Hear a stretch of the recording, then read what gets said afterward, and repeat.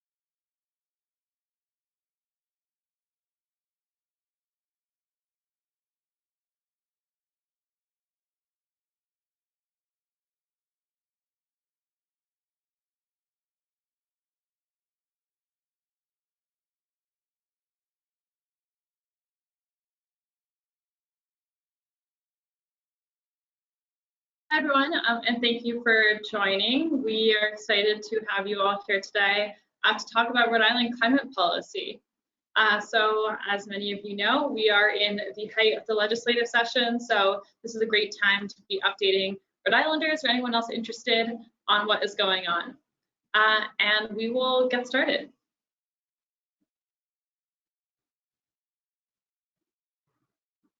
So some logistics to start off with.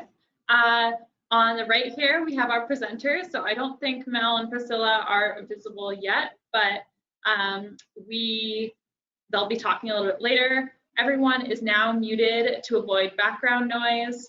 And you can send questions via the chat box or maybe the question box that you see. We'll have time to answer those at the end. Finally, I believe the webinar is being recorded for posting later on our YouTube channel. And so if you missed part of it, or if you want to send what we're talking about to anyone, you can do that later. So thank you for joining, and we'll get started. Green Energy Consumers Alliance is a nonprofit founded in 1982. We primarily work in Massachusetts and Rhode Island, and our goal is to speed the transition to a low carbon future.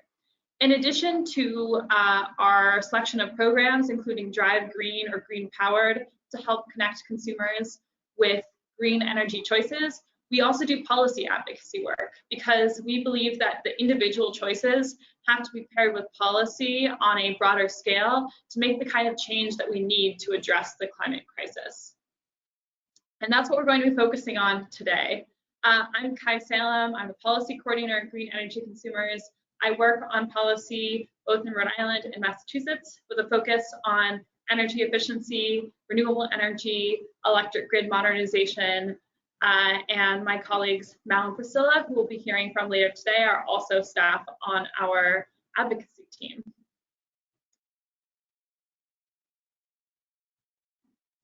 All right, next slide. So we're talking about Rhode Island today. I live in Rhode Island, I love Rhode Island, and I am deeply concerned about the impacts of the climate crisis on our state. Over the past 50 years, the surface water temperature of Narragansett Bay has increased almost 3 degrees, and we're actually experiencing more warming than any other state in the contiguous US. The climate crisis is here, it's real, and we're already feeling the impacts in Rhode Island. We're seeing so many different impacts. I won't go into them, and I'm guessing many of you can name your own impacts that you have taken note of living in Rhode Island. But I specifically want to mention that fossil fuel usage is associated with justice and equity problems. The climate crisis is impacting our frontline communities first and worst.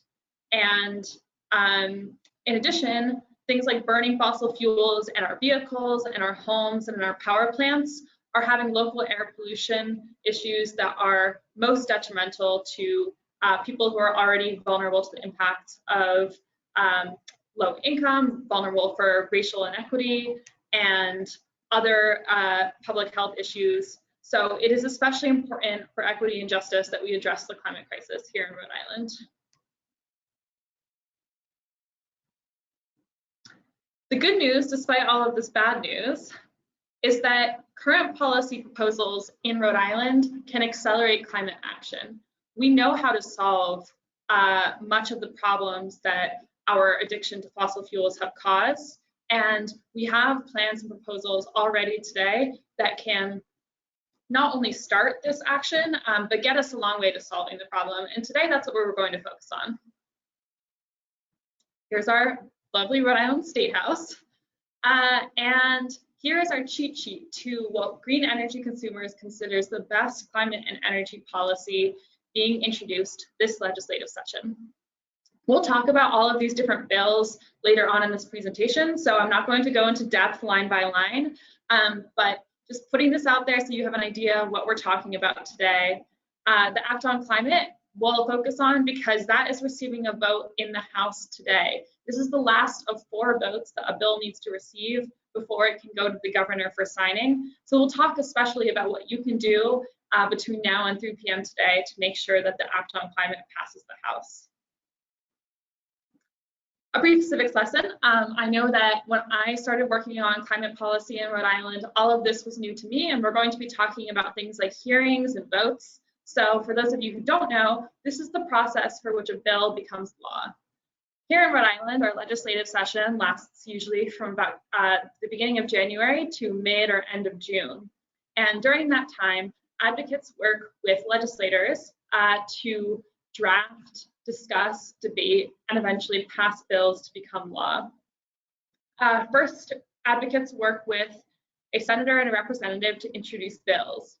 Bills must be introduced in Well, bills must pass both the Senate and the House to become law. So often we try to introduce bills separately in both the Senate and the House to kind of accelerate that timeline. After a bill has been introduced, it goes to a committee. A lot of the bills that we're talking about go through the House and Senate Environment Committees.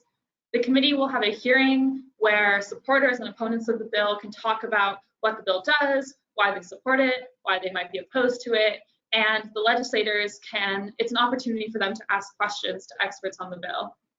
After the bill is heard, usually it will be held for further study, almost always. A lot of bills, the majority of bills, that is the last stage that they reach in the legislative process. They're held for further study and then they're never considered again. However, when a bill has a lot of momentum and is ready for passage, then the sponsors and advocates will work together to amend the bill based on the things that they heard in the hearings, based on feedback from different groups, and that becomes what we call a sub-A. If a bill is further amended past the sub-A, then it might be called a sub-B or a sub-C, and it can just kind of go on. So the amended bill, and again, this is just what usually happens, sometimes there are no amendments, will then be voted on in the committee. The committee will, if they vote yes, then the bill will go to the full House or Senate for a vote. And then if the House or Senate votes yes, then you have to wait for that to happen in the other chamber. Finally, after the bill has passed both committees and both the House and the Senate, so usually a bill will have 4 votes in total, then the governor goes to the governor's desk for a signature. Unless the governor vetoes, then the bill becomes law. This is how it happens. I will say that Rhode Island's environmental and climate advocates have not seen this happen to a lot of our bills. That's because for the past several years, not a single important climate bill has reached even a committee vote. The reasons behind that are numerous. One of them would be that there are deep forces working against climate legislation being passed. And there's some entrenched business interests in good climate legislation not being passed. However, over the past couple of years, climate advocates have worked really hard to overcome some of the resistance to climate legislation, and we have built a movement of advocates and activists in Rhode Island pushing for climate action. So that is why, finally, we are seeing a really important piece of climate legislation passing, and that is the Act on Climate bill. So that's what this slide is a little bit about. The Act on Climate would make Rhode Island's carbon emissions targets mandatory economy-wide and in line with the latest science. This bill, it's H5445 in the House. It's sponsored by Senator Oyer. That bill passed the Senate last week, and in the House it's sponsored by Rep. Carson. That bill is coming to a vote at the beginning of legislative session this afternoon. And this bill sets Rhode Island's climate targets at 45% reduction by 2030, 80% reduction by 2040, and net zero by 2050. Not only is this in line with the science that we know that we need to reach to act on climate, it's also in line with what other states are doing. Massachusetts recently passed a climate law that updates their targets to 50% emissions reductions by 2030 and also net zero by 2050. What is really special about this bill and what is new to Rhode Island is that our carbon emissions targets will be mandatory. It's important that our carbon emissions targets are mandatory because it means that we can actually keep our government accountable on climate action. We've had carbon emissions targets since 2014 through the Resilient Rhode Island Act, but so far we haven't seen the type of action that we need to make that kind of climate action happen. So this bill will accelerate all of the work that we're doing. However, we will need other legislation to actually implement these targets, and that is what the rest of what we'll talk about today is all about. So backing up, this slide shows where the carbon emissions in Rhode Island are coming from. It's all well and good to say that we want to reduce emissions to net zero by 2050, but what does that actually mean? The plurality of our emissions are coming from our transportation sector. That's on the left here, that's this big vehicle symbol. So to focus in on the transportation sector, There are a bunch of different solutions for transportation. Today we'll focus on the Transportation and Climate Initiative. Matt will talk about that later. But other solutions on transportation include creating more incentives for electric vehicles, improving and electrifying public transit, supporting biking and pedestrian. But the main piece of policy that's before Rhode Island today is enabling the Transportation and Climate Initiative, which will fund all of those other transportation solutions that we want to see. Another extremely important portion of our emissions is from the electric sector. Electricity consumption is about 25% of our emissions. Of note, that is way less than it used to be. And that's because Rhode Island over the past couple of decades has completely gone off of coal, which is the most polluting form of electricity production, and it has deeply invested in energy efficiency. However, we need to bring down the emissions from electric sector to zero because the electric sector is going to be the foundation of our clean energy future. We need to fully decarbonize the electric sector if we are to decarbonize the other sectors, because the secret to decarbonizing our transportation and our heating is electrifying them. Gasoline for transportation will never be free of fossil fuels. Just like natural gas for heating or heating oil, it's very, very difficult. And although there are paths forward that people are considering to decarbonize our natural gas and heating oil systems, the clearest and most cost-effective path forward is electrification. If we are to electrify everything to fully decarbonize, we need to have a fully decarbonized electric sector. We can do that by investing in offshore wind, which is already on its way. It's one of the fastest growing industries in the United States more broadly, but in the Northeast more specifically. We also need to enable solar on rooftops, ensure that we have good solar policy that also protects open space, and continue to invest in energy efficient appliances and buildings so that we're making sure that our electricity demand doesn't grow more than it needs to. We'll talk about this 100% renewable energy standard in a future slide. Finally, these are all grouped together, the next 5 portions of, or really the next 4 portions of our emissions, because they're all part of the heating and cooling sector. So residential, commercial heating, and industrial heating, as well as the natural gas distribution system that supplies those sectors, is the second biggest altogether, the second biggest driver of emissions in our state. We can address the emissions from our heating system by weatherizing and insulating existing homes and investing in our building codes and standards. We'll talk about the importance of energy efficiency, which is the program that can drive weatherization and electrifying our heating systems in a later slide. So let's get down to talking about the actual policies that are being proposed right now.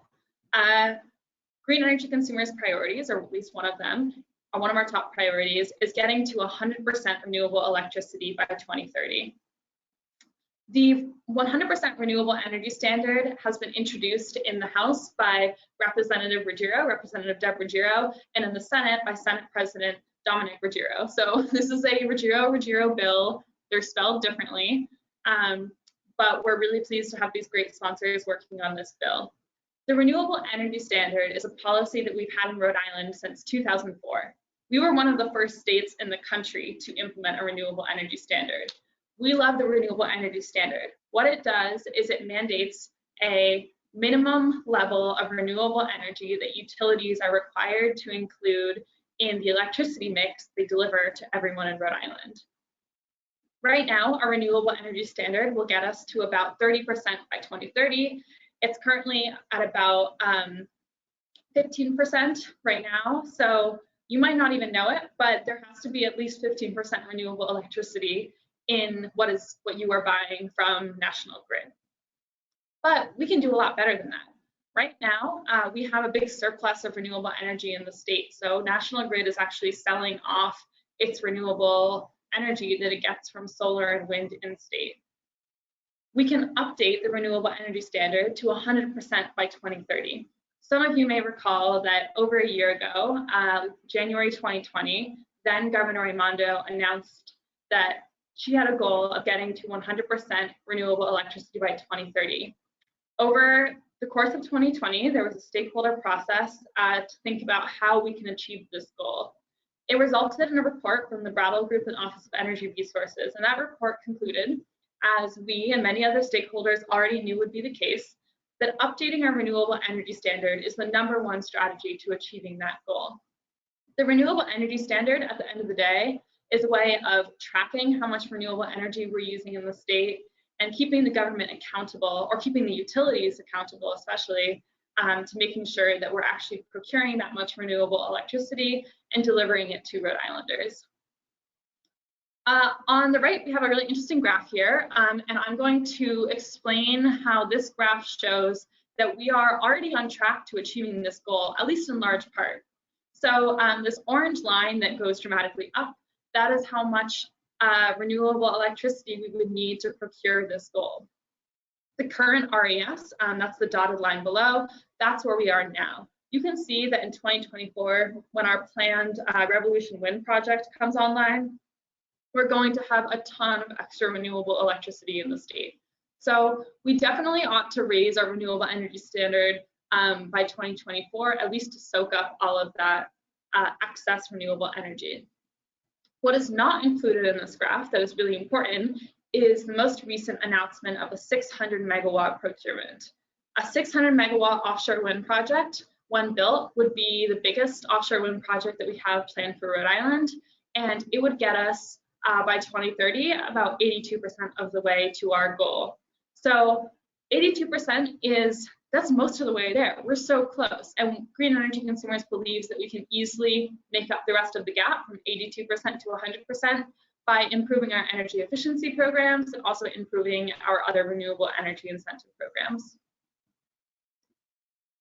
So that really addresses our #1 strategy to getting to zero carbon on the electric sector.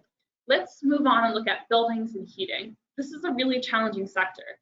Unlike with electricity, where we know that if we invest in offshore wind, if we invest in solar energy, past the renewable energy standard by 2030, we can get there.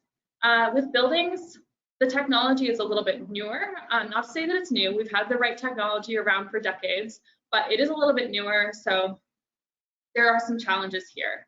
Right now, our #1 strategy is to address our building sector of emissions is to extend and strengthen our energy efficiency programs. This is called least cost procurement. And the bill to extend least cost procurement is being sponsored by, again, Rep. Deb Ruggiero, thank you, Rep. Ruggiero, in the House, and in the Senate, sponsored by Chair Senator Susnowski, who's the chair of Senate Commerce. Our state energy efficiency programs are awesome.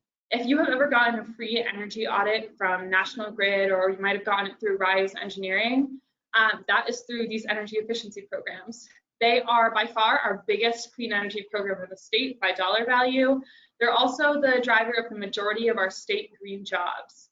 They reduced our electric demand by 10% since 2005. And they have the potential to do that even more, especially on the natural gas side. Unfortunately, these programs are set to expire in 2023. So if we are to continue getting all of the benefits that we can out of energy efficiency, we need to extend these programs.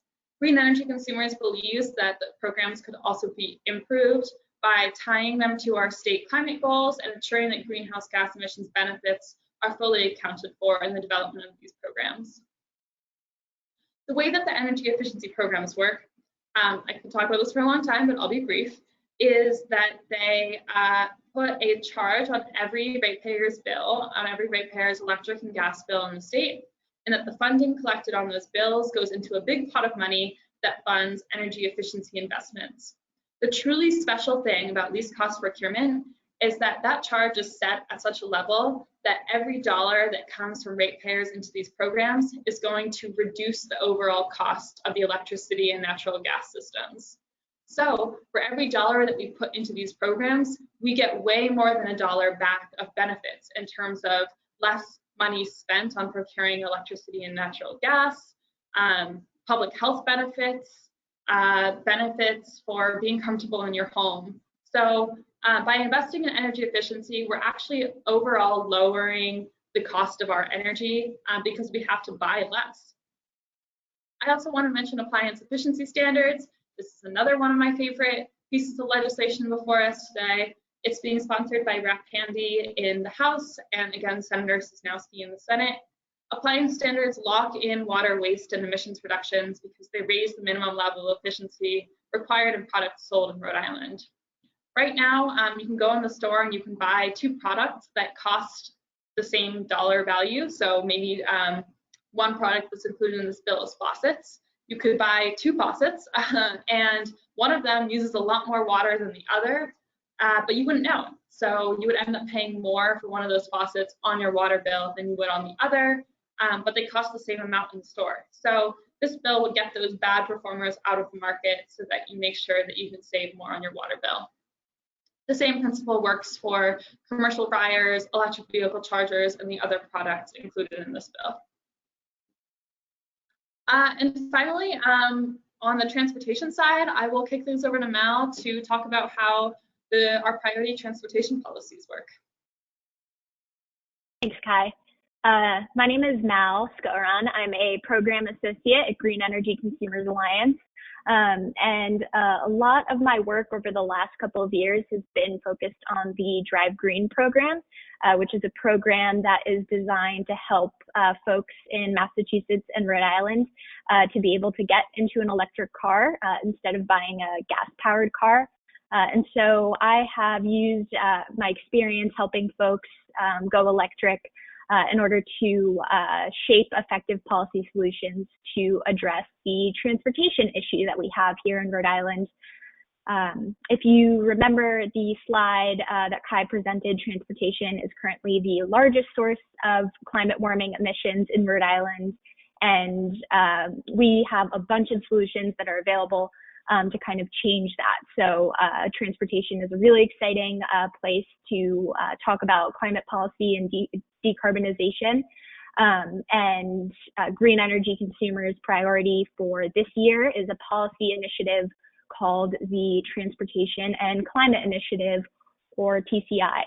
You might have already heard about TCI in the news, but suffice it to say, there's going to be a lot more coverage in the coming weeks as the bill is introduced and the enabling legislation becomes kind of part of the public discourse.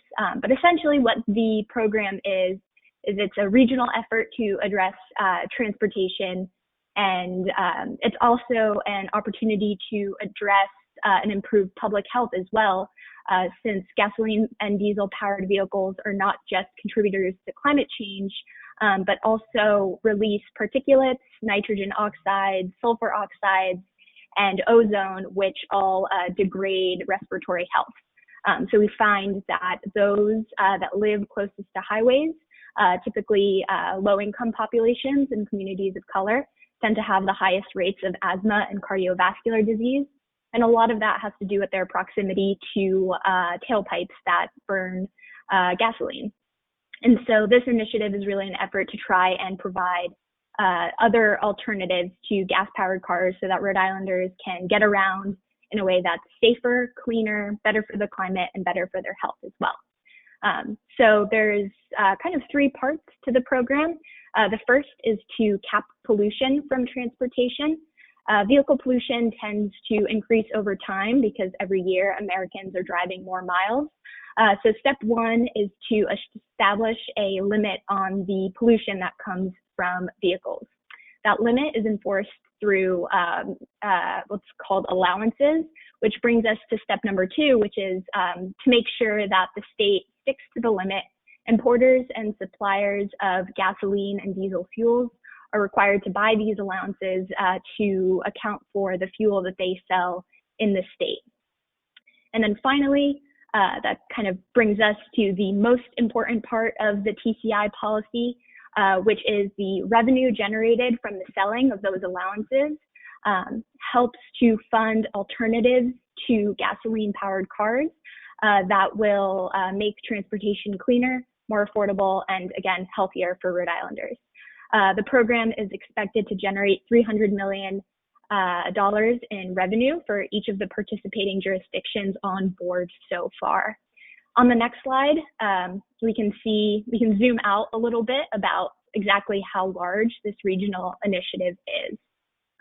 So if you could advance to the next slide, Kai. Thank you. Yeah, so I mentioned this is a regional program, which is important for a couple of reasons. Number one, transportation does not end at state borders. And so it's really important to be able to act on a regional level because there are vehicles, going in and out of New England and the Mid-Atlantic all the time. And so the fact that this is a regional effort helps to reflect that. But the fact that it's regional is important also because there's definitely been concerns or statements from leadership in Rhode Island that Rhode Island is too small to act on climate change. And so by participating in a program like this, the efforts in Rhode Island can really multiply and expand to other states so that it's not just Rhode Island acting alone, it's us acting in coordination with other states that are doing the exact same thing. So this is a really exciting part of the program and will help make sure that the impact on emissions is much larger. As you can see on the map there are about 12 states plus Washington, D.C. that are considering pursuing a TCI program. And so far, 3 states, including Massachusetts, Rhode Island, and Connecticut, plus Washington, D.C., have already signed on to the existing program. Massachusetts and Connecticut have filed their enabling legislation already. And so Rhode Island is kind of slowly following behind them. But we do expect more states to sign on to the program once we move a little bit further in the process and once the benefits are made to be more clear. It's also worth mentioning that the benefits to the participating states will be there regardless of how many other states choose to participate. So if Rhode Island just signs on with Massachusetts and Connecticut and that ends up being the TCI program, the states are still going to benefit from those investments in clean transportation. So either way, it's a big win for Rhode Island and climate policy. Next slide, please. What I think is the most important part of TCI, again, is the fact that the program is generating revenue for alternatives to gas-powered cars.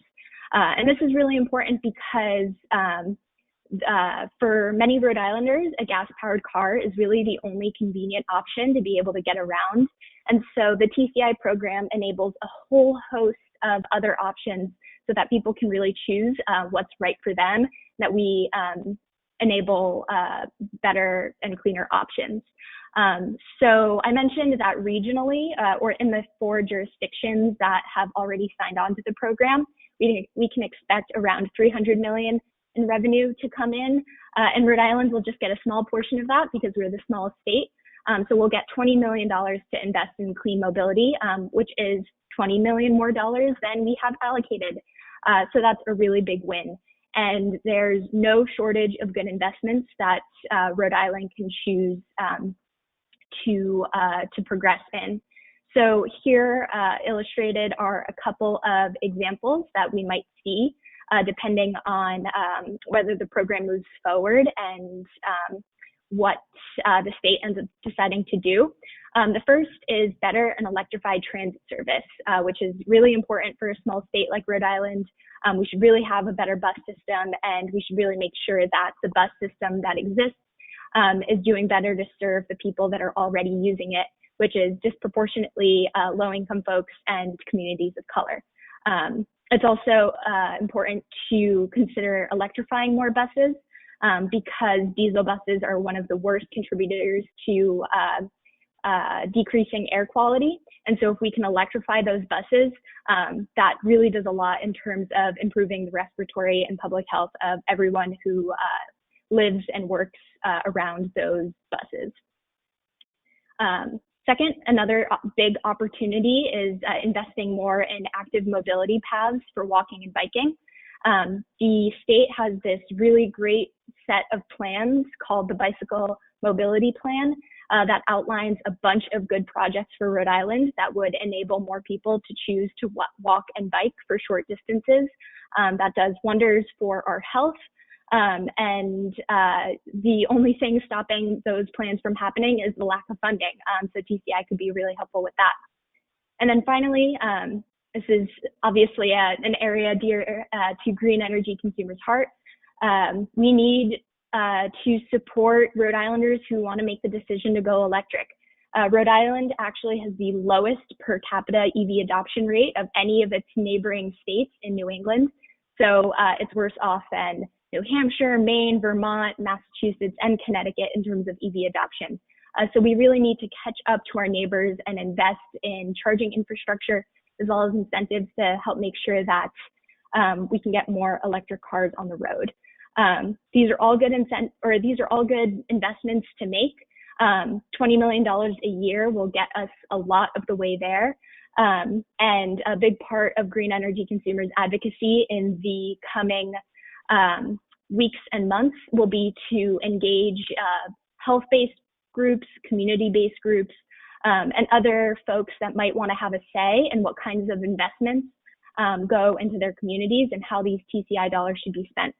So to learn more about our efforts, you can read the Green Energy Consumers blog or watch our webinar on TCI that we hosted a couple of weeks ago.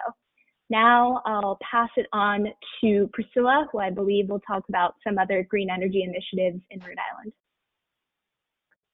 Thanks, Mel, and thanks, Kai.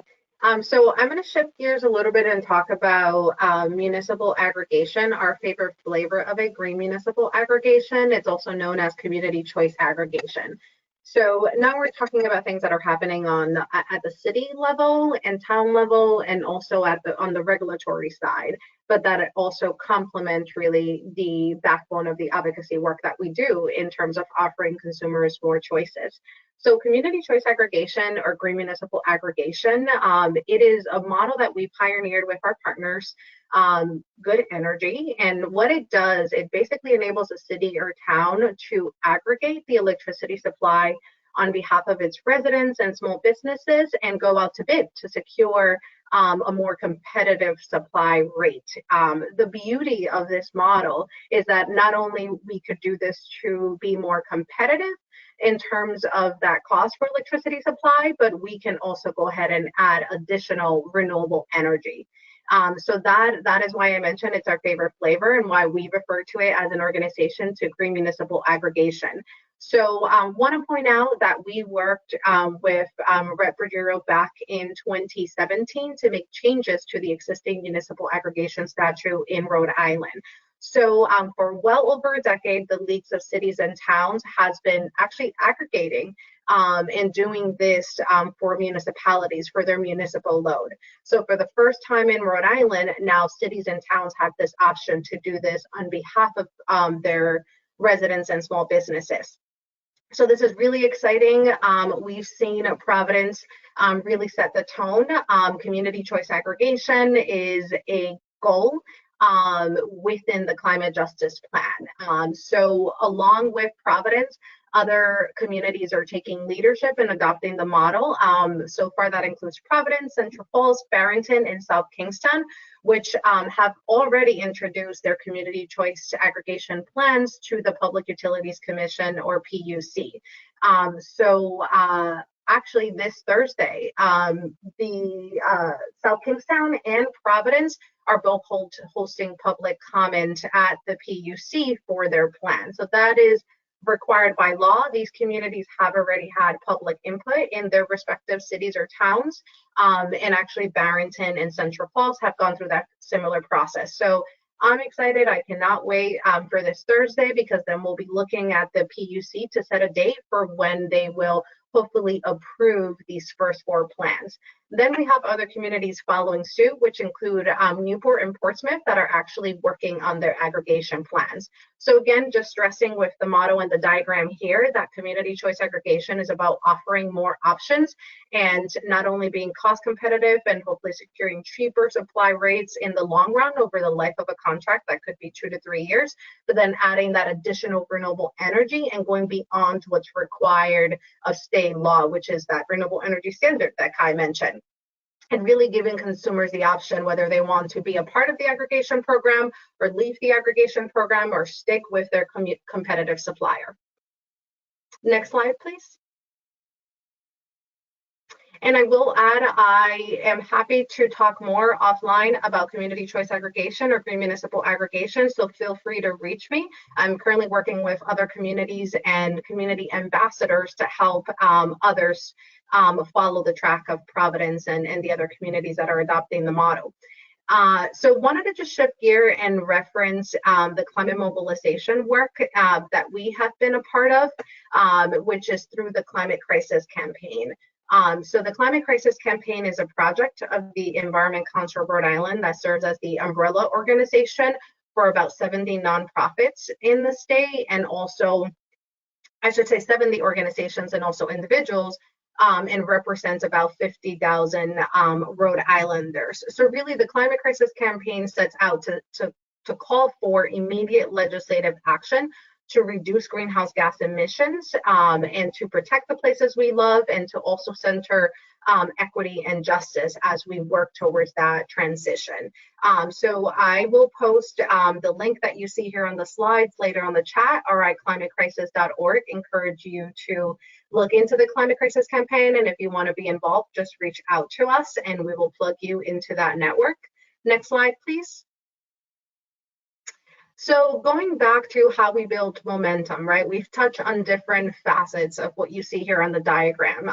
There's policy, there's the individual action that is also a component, but there are campaigns and coalitions that are needed to really amplify the work that drives our advocacy, and is also informed by the consumers that we interact with that participate in our green energy programs.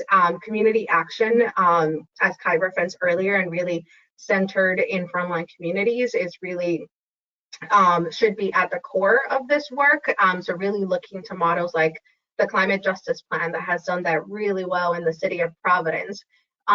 Taking a step further and really being able to also form partnerships as we work on all the above is really critical.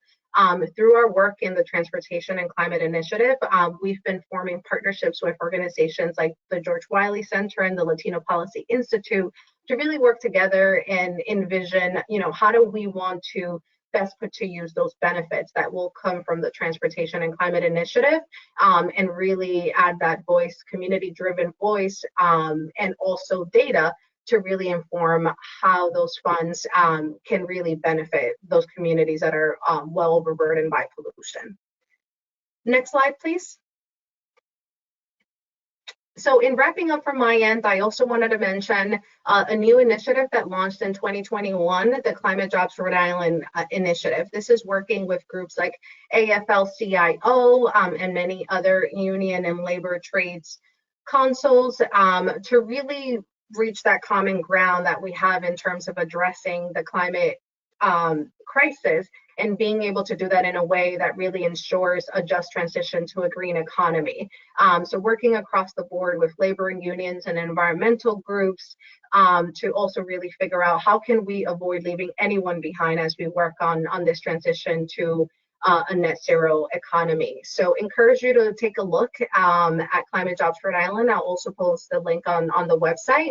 One of the priorities that the Climate Jobs Rhode Island group has endorsed is the Act on Climate that Kai talked about earlier on. So this is just the very start of this coalition and the work. It's a growing coalition, and really getting at the heart of how do we ensure that frontline workers and frontline communities are part of the decision-making process as we're creating a more sustainable economy. So now I believe I'm going to go ahead and pass it back over to Kai. Thanks, Priscilla. So as we wrap things up here once again is our policy cheat sheet. Here are all the bill numbers and current statuses of the bills that we have talked about today. So all of these bills, there is something that you can do. You can submit testimony at hearings, either verbal or written, to support these bills, stating why they are important to you, why climate action is important to you, and why getting cost-effective and clean energy policy to Rhode Island matters. So I think most of these bills have already been heard in at least one chamber. Transportation and Climate Initiative has not yet been introduced, so look out for that. And we'll have a slide next, right here, that talks about exactly what you can do. So first and foremost, an Act on Climate comes to its final vote today in the House. If you haven't already, take this moment once we're off the webinar to call up your House representative. You can find their phone number on the Rhode Island Legislature website. Maybe Mal or Priscilla can copy that in the chat.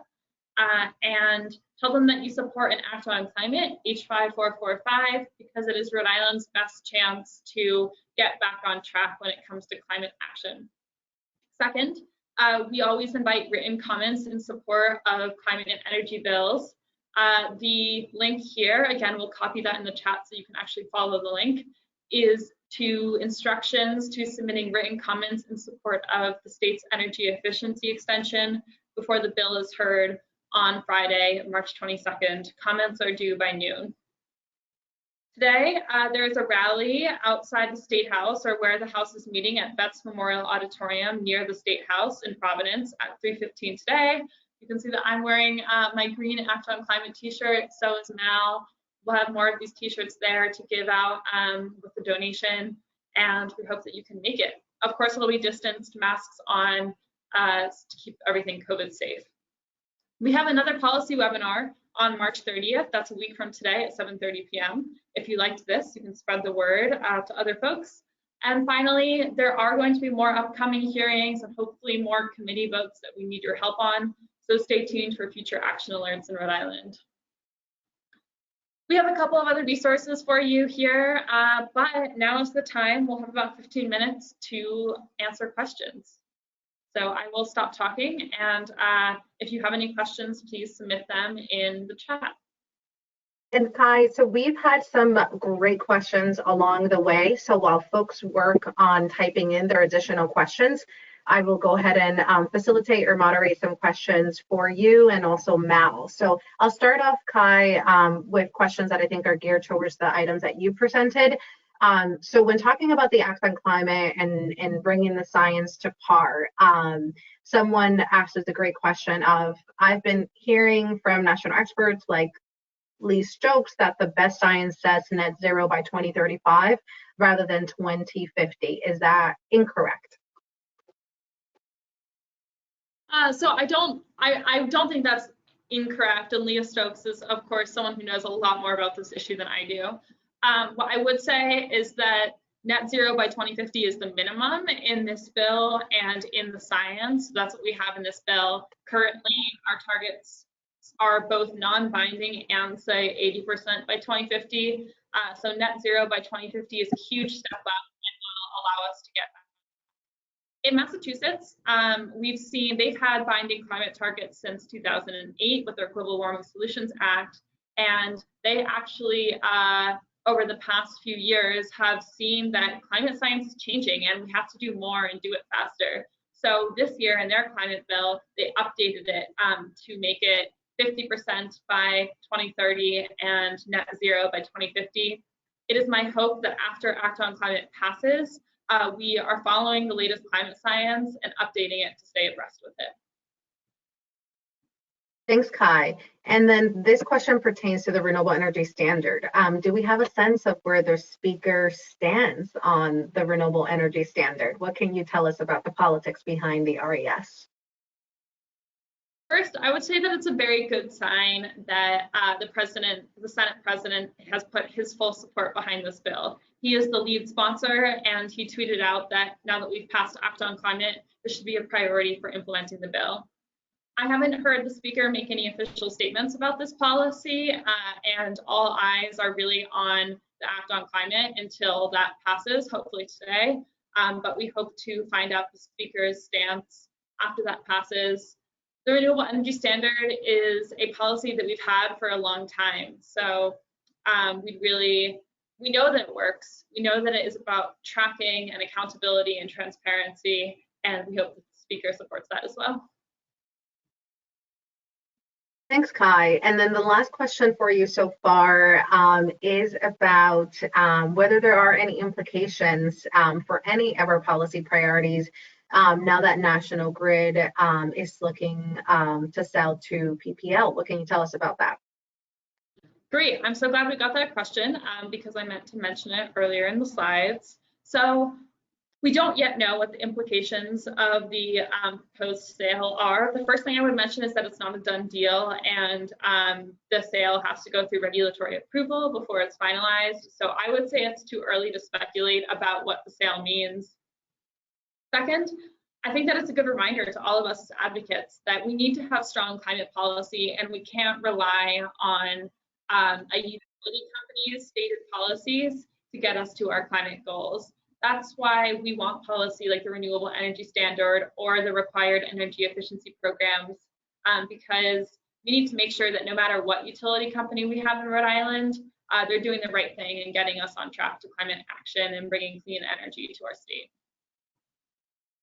I would mention, I think it's going to be a long time, like maybe months before everything in this sale is figured out. And we work with utility company employees quite a bit on policy work and also in our programmatic work. So there's going to be a lot of change-ups, and I think they don't know what's going on really. This is really new, and I'm sure hopefully in a couple of months we'll be able to update our members on what we're seeing with the utility changeover. Great, thank you so much, Kai. And Mel, shifting gears over to transportation. So I've seen that you've weighed in on a couple of questions, but there's some really good questions about RIDA and the governor's office and where they stand in terms of TCI or spending money. Do you want to talk a little bit about that? Yeah, absolutely. So first of all, I'd love to address the elephant in the room, which is, I think, how RIDOT has historically been spending its transportation dollars to expand highways and repave roads, and not necessarily invest in other cleaner, healthier forms of transportation. Our advocacy, while we support the community-based groups that are on the ground fighting against those bad plans, is really trying to take a longer term picture in terms of how can we create a sustainable funding source for the things that we do want to see. It would be great if, there were some changes in priorities in the administration. But the beauty of TCI is that in the regional agreement that Rhode Island has signed onto, there are some pretty strong equity provisions to make sure that the funding is used for what it's intended to be used for.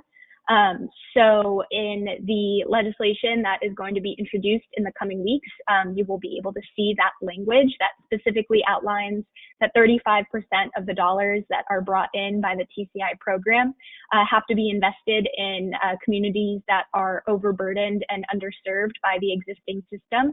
And so we think that having community input and a really strong model for how community members that are engaged on this issue can be involved in those decisions.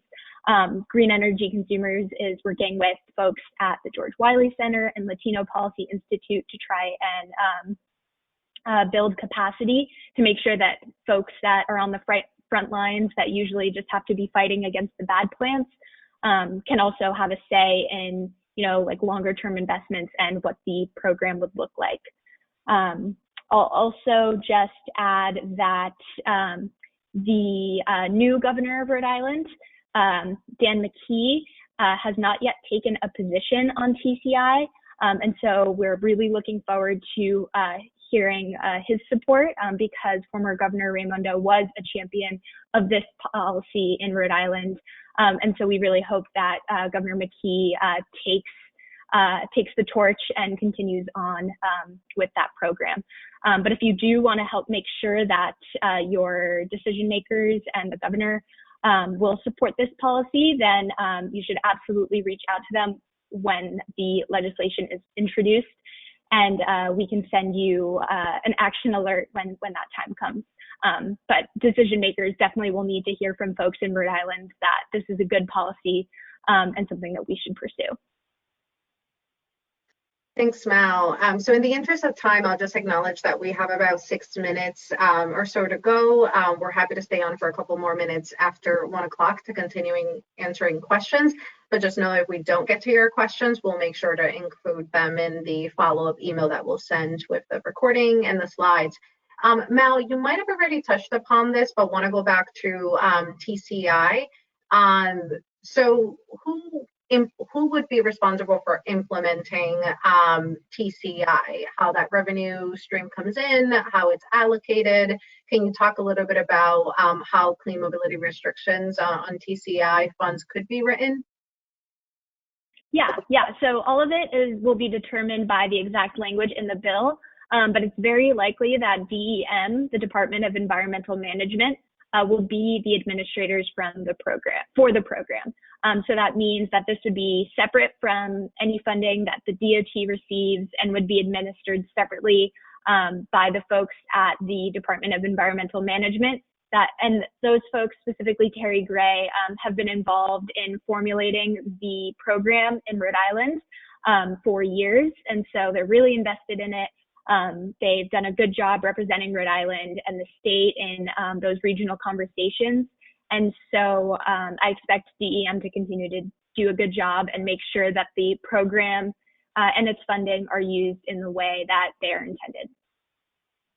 Thanks, Mal. And I love this question pertaining to considering an EV car. Is there information on how to prepare your home for EV car, keeping in mind any concerns about the cost, any costs associated beyond the electric car itself? Yeah, so I know this from talking to EV owners, but I'm also an EV owner myself and a renter. So I've had some experience on that front, and Green Energy Consumers has some great guides to walk you through the process of installing charging if that's something you choose to do. I am able to charge using just a regular outlet, and it's totally fine. About half of people that get electric cars through the Drive Green program charge using just a regular outlet. And so that is a really good option for lots of people that doesn't require any preparation at home whatsoever. But the guide is something that I wrote a couple of years ago, actually. It's called The Guide to Installing EV Charging at Home. And you can find that under the Green Energy Consumers Drive Green page under charging. Thanks, Mal. So a couple questions as we wrap up thinking about things on the policy side. So this is a follow-up question that I will go ahead and post for us as a group. Kai, feel free to chime in. This question is about PPL. I know you talked about that this is going to play out for some time and is still subject to the PUC's approval. There's a really good question about whether can pressure be exerted on PPL in this early stage while they're seeking that approval to make clean energy commitments.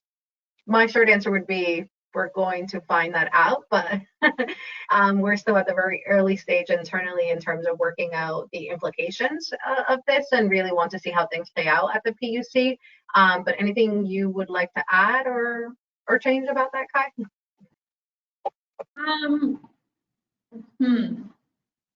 I think that, yes, it's always a good time to be encouraging a utility to turn towards clean energy.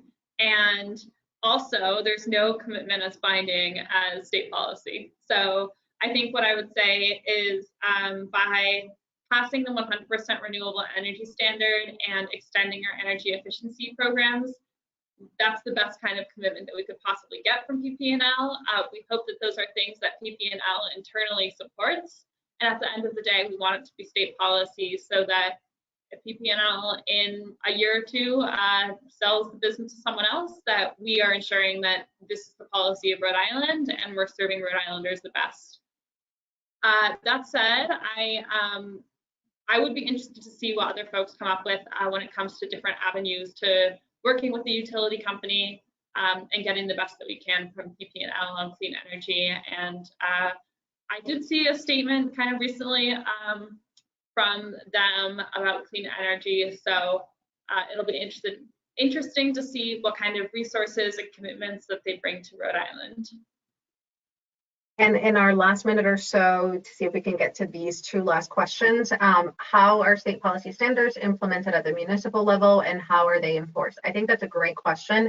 I think I'll just quickly chime in and say I'd love to refer to the Providence Climate Justice Plan that is really rooted in community and equity principles in working with communities of color to form the goals and targets within that, and that the plan is really clear as to what the city can do at the municipal level, like codify the climate justice plan within the municipal laws, and two, working on a building energy reporting ordinance that will require buildings to disclose their carbon footprint and work over time to reduce that. So I think those are good examples. There's also like the infrastructure bank investing in resiliency and clean energy projects across the municipal level that are like driven by state policy. But I'll stop talking there.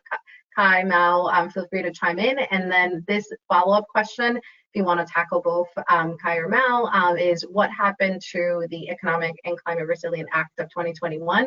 I like asking Kai this question because I know that bill is really near and dear to your heart.